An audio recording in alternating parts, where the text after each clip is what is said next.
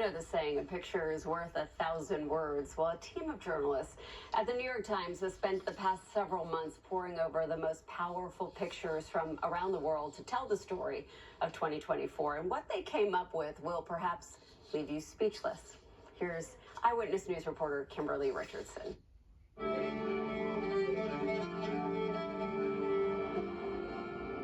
With 2024 now behind us, a look back at some of the most powerful moments of the year. I love it. I've been doing it for like 16 years. It's the high point of my year. Jeffrey Henson Scales is part of a team at the New York Times, which spends months pulling together the publication's year in pictures. We usually go through around 400,000 pictures, and we edit it chronologically.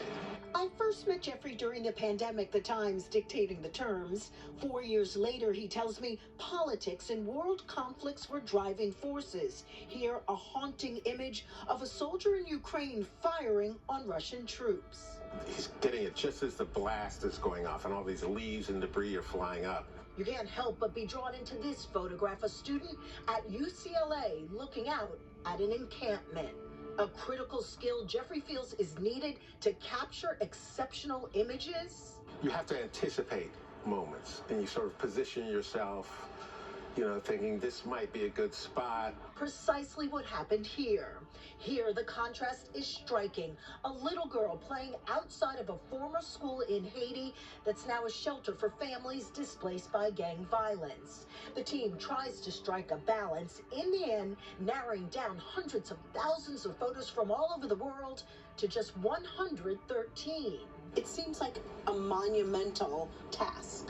It can be exhausting, and the whiplash effect when you're going through, after 10,000, it's like, okay, it's time for a nap. Looking ahead to 2025, Jeffrey predicts more remarkable photos will be captured during the inauguration, conflict in Syria, and as this country comes to terms with immigration.